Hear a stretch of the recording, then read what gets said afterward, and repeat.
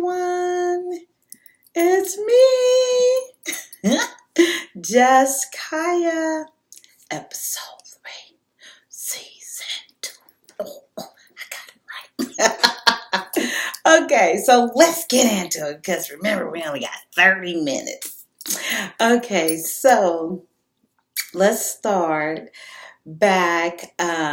If you've seen episode 2, you've seen that Kenny was discovered to still have a relationship with his childhood sweetheart.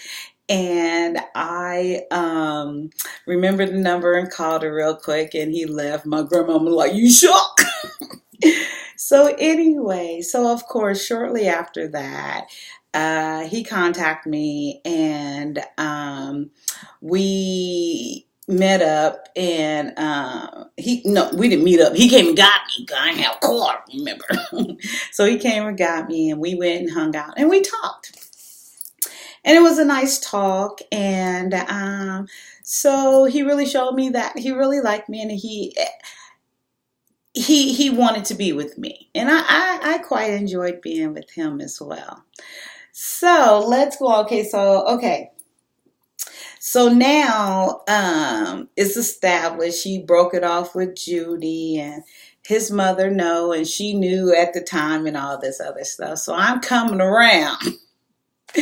And they like to play tonk. And I knew how to play tonk. And I grew up with my parents playing dominoes and tonk and all this stuff. So I'm a thinker, remember? So as we're hanging out, his family and his dad and his mom and dad and their group of friends, they would have that rotation of going to each person's house hosting a tonk game. So when it would come to Kent and Dina's house, you know, me and Kenny will kind of be there hanging out, and then I knew how to play tonk, but then now I'm figuring out how to gamble with it. I'm a lucky young lady. I would win a lot. They got tired of me because as we're playing, you know, and I'm all like, woo, woo, whatever. And even if I'm losing, I'm like, okay, whatever, I'll get you next round. And I probably was getting on their nerves, but they didn't say it. So I would win more than I would lose, to be honest. So, okay, so that's how we're going through. So me and Kenny, we hanging strong, and his father is an adamant gambler. The horses, he lived at Hollywood Park, and he quite enjoyed it, and he made a career out of that and working, and raised his whole family on it, and they didn't go without. You know, they were comfortable, and in the sense to where, you know, they ain't miss no meals or miss no shelter. So as me and Kenny are debating, remember about the LAPD, whether this is how the conversation went when we got serious about, we're a couple now. We're officially a couple. And we're speaking, and then he shared with me he absolutely hated being an LAPD officer. And I'm going to share the story how he became an LAPD officer. So Kenny, at the age of 20, it had to be 20 or just turning 20, his cousin, yes, that story. His cousin really wanted to be an LAPD officer, and Kenny had a car, or he took his dad's car, or whatever. And Kenny drove his cousin down to apply, and you know, he talked to his mom before, and she really encouraged him to do it or something. And then so at like a night before, or like on the spot, like I ain't doing nothing else, he applied as well when he went there. And in the midst of him doing that, of course, he got in, and his cousin didn't. And he was just really doing it on a whim. See how God worked things out? You see how? Because that's what brought him on around. Just Kyia. That's what I'm saying. So and when I met him, he had been on the force 18 months at that time up there. So he went and I guess okay, yeah. So they both apply. They both passed the written, but then they go on. No, no, no, no, no, no. He only passed the written. Then his cousin, he didn't get in, and then Kenny passed the written, and then he just kept going each step, and then they do the mental evaluation. They talk to your family. They dig into your whole background. He ain't done nothing but gone to school and get some girls and be at home. Pretty much it was clean. It was squeaky. So he made it through everything, and he said before he knew it, he was LAPD. He was like. He never imagined, that he would even make it that far. And he said he didn't even take it seriously at the time. So that's when he was sharing about how he became an LAPD, and he said he hated it. He said, I do not like it. It's not for me.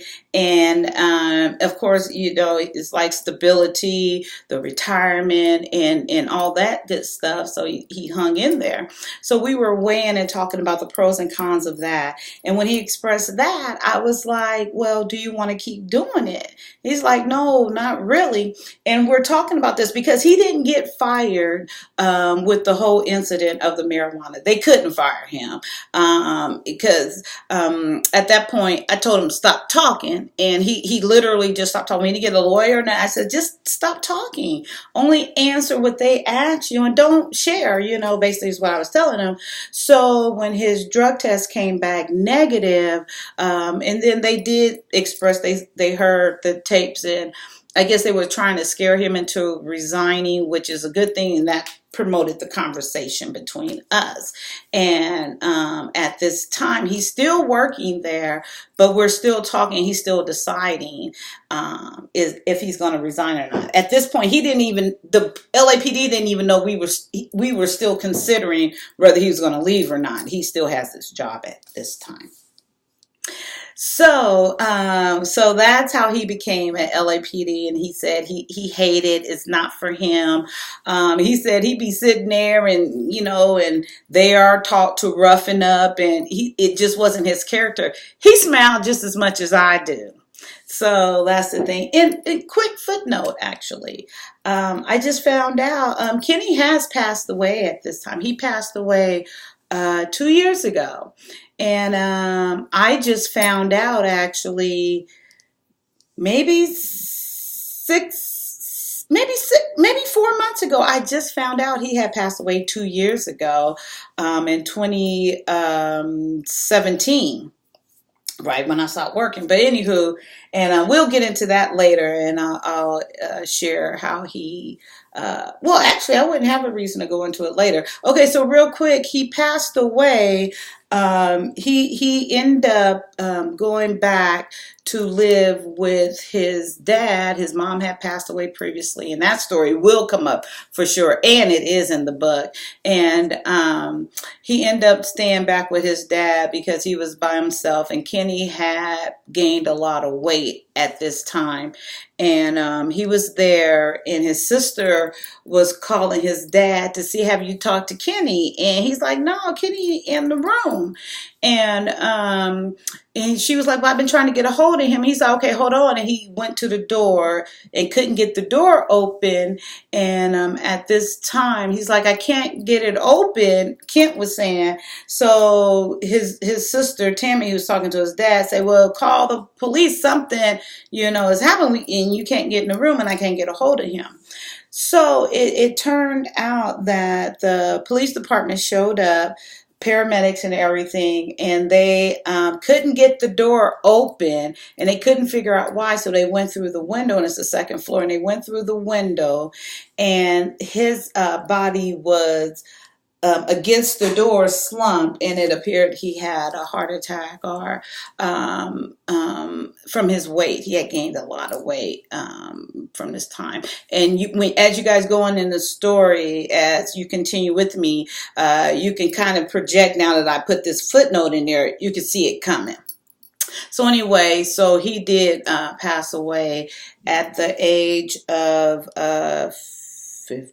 51, yeah. Okay, so back to the story. May he rest in peace. And yes, I know he had received Jesus as his Lord and Savior.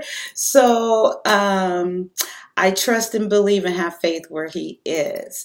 So, okay, so back to okay, so he didn't want to be LAPD. He didn't like it. And we play in the tonk and all this good stuff. And his father is an adamant gambler. So as we're hanging out and still figuring out, and it's only after this incident, it literally is probably like within a month and a half at the most. So we're hanging out.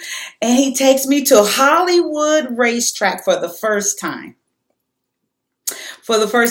Okay, so his father loved it.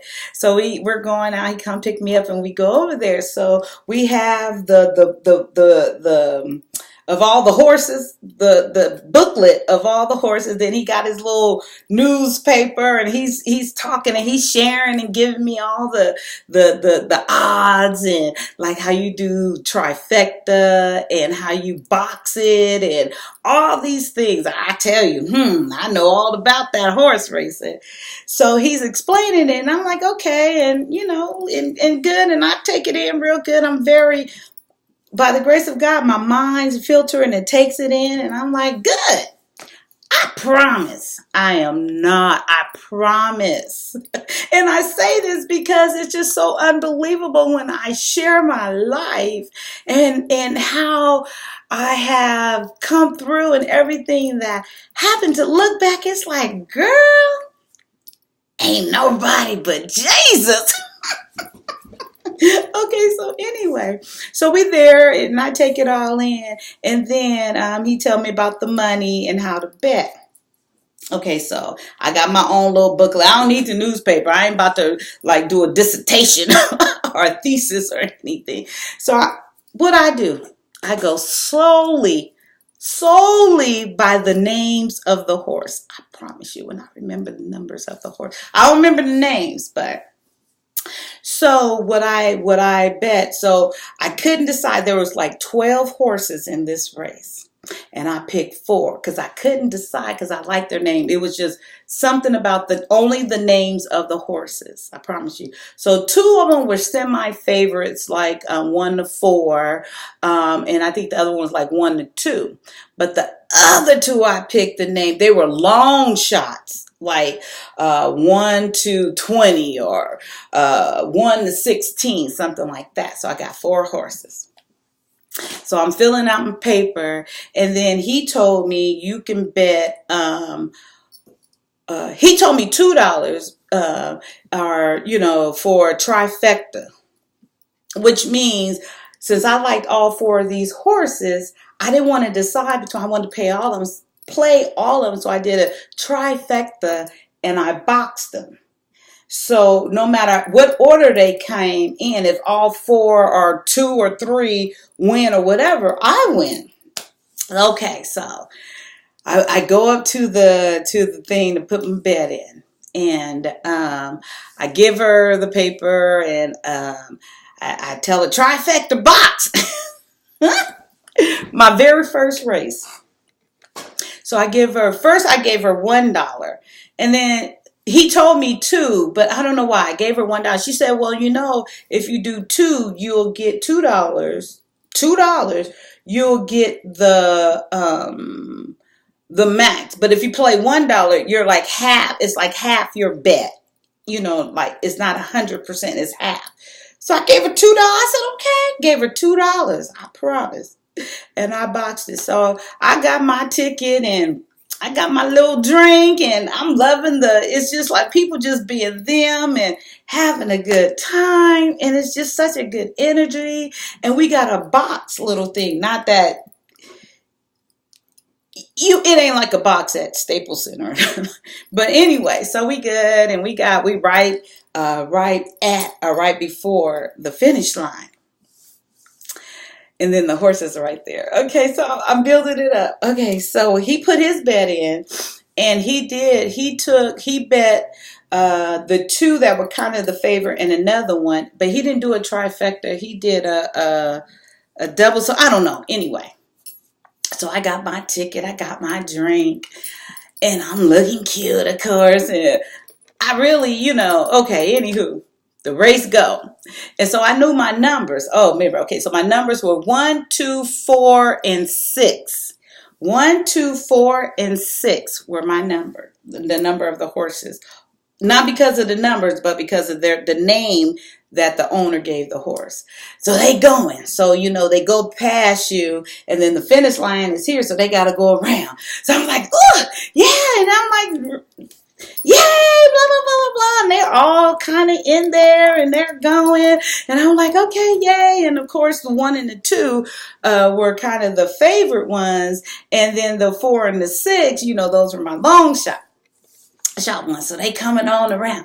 I was like, okay, and the 1 and 2, they in a good position. Okay, then here I see the 4 and the 6, and I was like, oh yeah, blah blah blah blah blah blah, and we get all excited. Okay, and then they zoom.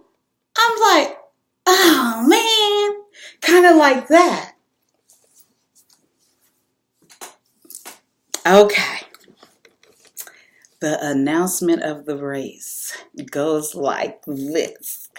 It is a photo finish at the finish line, and I had no clue what, I'm like, because as you can see, I don't see that well, and it's been going on for a long time because that's as a kid. I would lie and I didn't want to wear no glasses. So, it was like a photo finish. So they put off announcing who for a little while, and they kept putting it off, and then they would put one, and then they would take it away, and then they finally just waited, and they had the photo finish. It came in horse. Okay, wait. Horse number 4 and 2. Dead heat finish for first place. Dead heat. So that's both. They won. Call it a dead heat. Remember, number 4, long shot. Number 2, kind of a favorite. Yeah. Dead heat. Guess who came in second? Number 6. That's my long shot. And then number 1. $2. I said, I won. I said, Kenny, oh, 4 of my horses. I said, I won my very first bet ever. I said, I won. He said, I said, good. He was like, well, I'll be damned.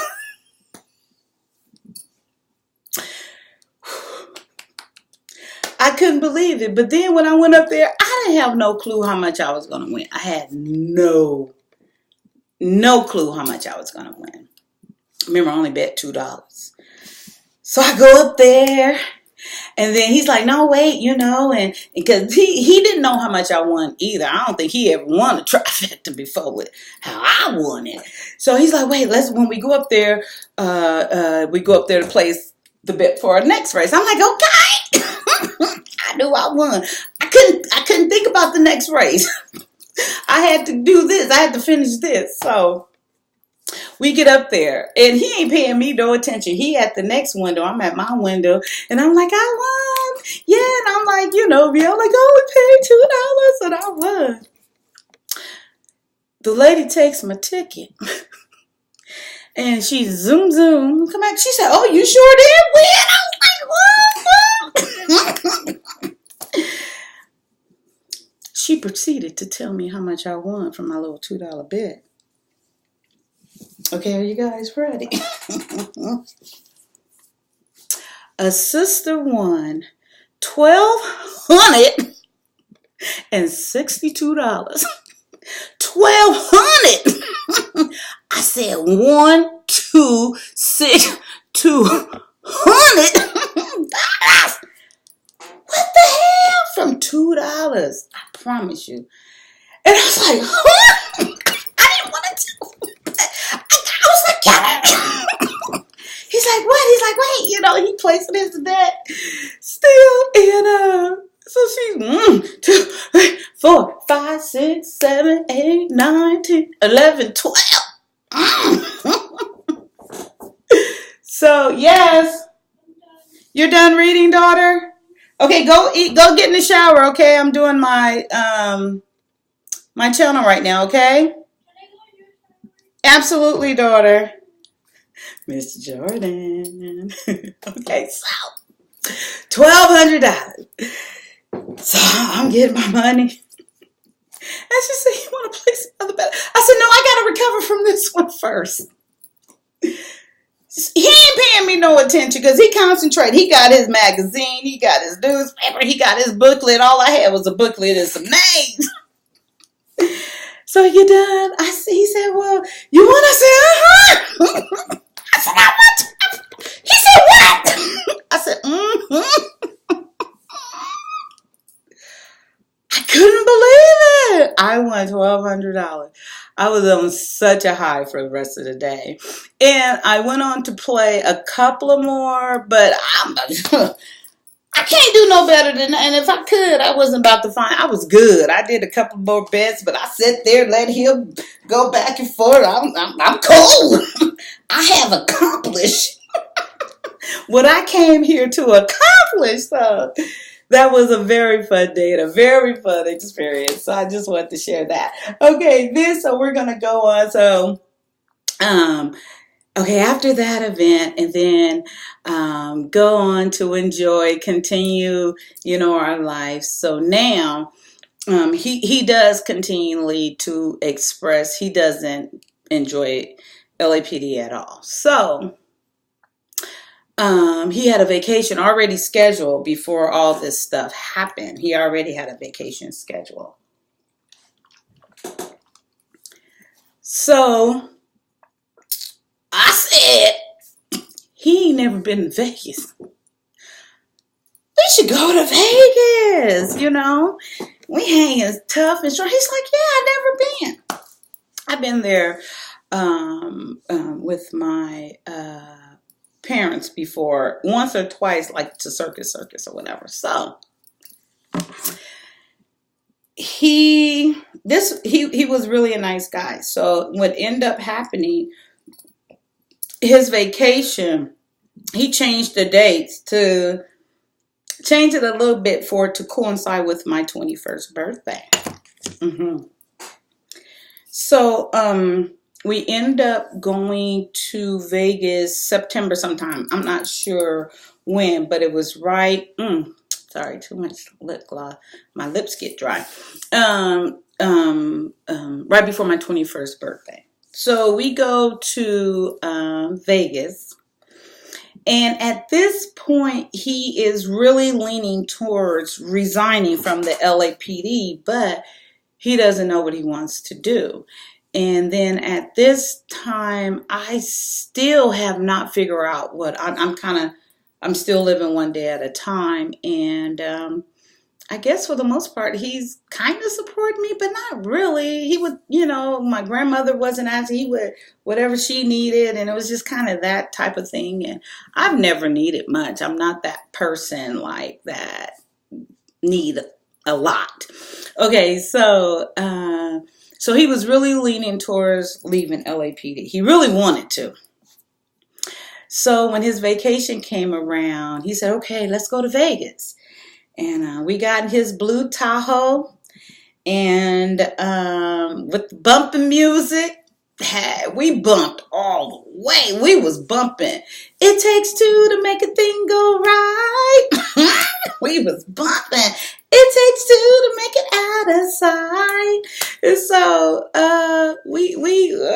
it was such a fun time. Okay, so we get there. And remember, his father is an adamant gambler already. So we get there, and I appear to be very lucky.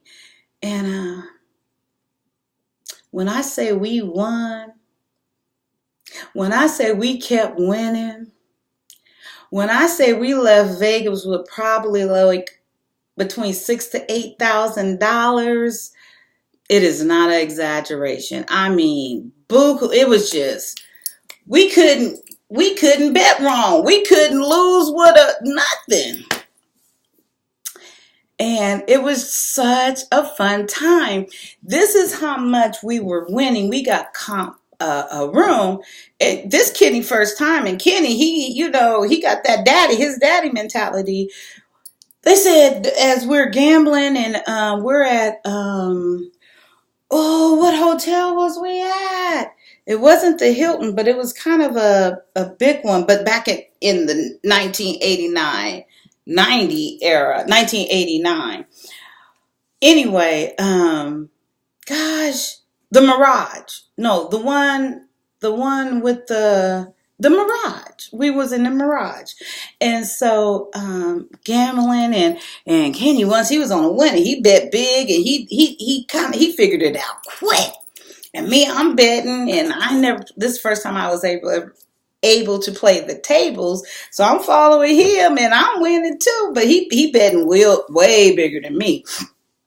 So we start getting watched a little bit, and people, come like, yeah, it was really that scene. And then the pit boss came over. He's like, I want to comp y'all a room. We hadn't even took the bags or nothing out. We went straight, start partying. We here. And we didn't even have a room at the time. He comped us a room, and he said, I'm going to comp y'all a room, and where you guys staying, and blah, blah, blah. We's like, nowhere. And he's like, yeah, I'm going to comp y'all a room. And he said it just like that. And I looked at Kenny. I said, what do you mean you're going to comp us a room? What is that? He said, I don't know. The dealer heard us. He said he going to give y'all a room in the hotel. And I looked okay. I said, they want to make sure they get their money back. Watch. That's what I said.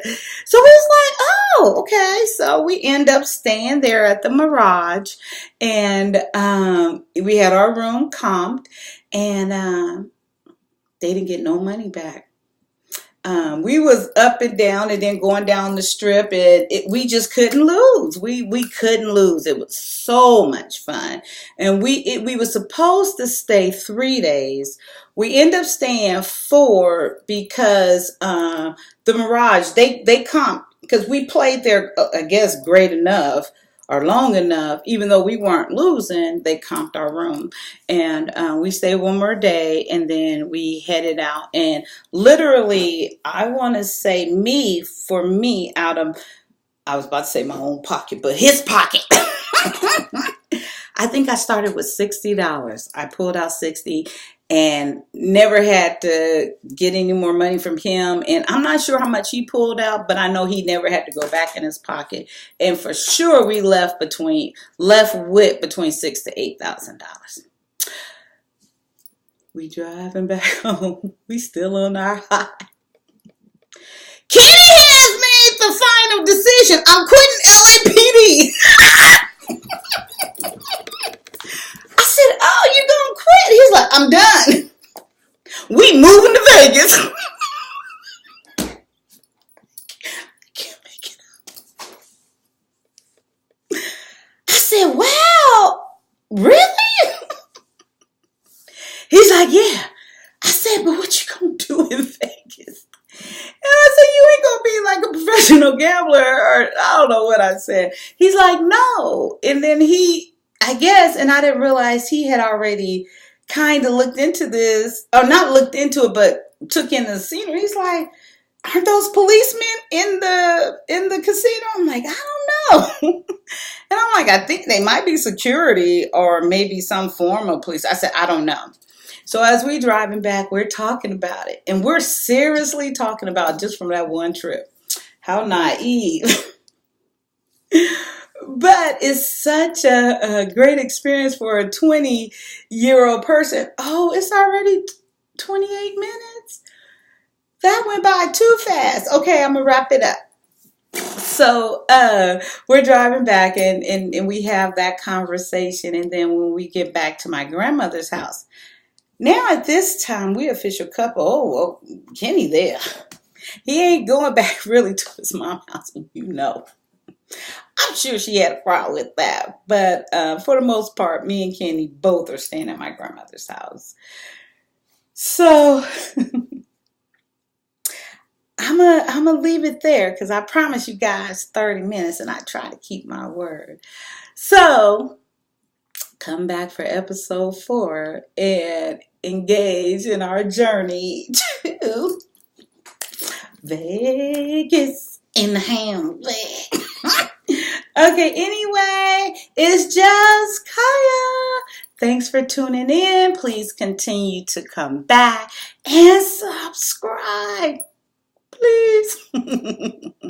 Let's share with each other. Let's learn, inspire, encourage, and challenge each other to be a better you, to be a better me. Until next time, guys, I love you all. Well, I want to say I love you in Christ, because I love you, because when I say that, and I don't want it to be, and I'm sorry. Okay, no, I'm not sorry. But when I say I love you, because that's such a word, I think people throw it out there too much. So when I just said I love you, it's in an aspect of me expressing my gratitude, my appreciation for you tuning in and going through this journey with me and coming back and supporting me. And I love you for doing that, and I really appreciate it. And the reason why I want to take a moment to express that is because I hear like when I'm out and about, or people, oh, I love you, and I'd be like, why? And I really do that. Sometimes I'm like, why do you love me? See, so I didn't want it to come across like I'm just throwing it out there. I love you. I wanted to express why I love you. I love you for being here and going through this journey with me, and supporting me. I really appreciate it. And I hope you continue to tune in and that we're growing together. Please share comments as well. Until episode 4. See you then. Thank you. Girl, we gonna keep going. Our guy.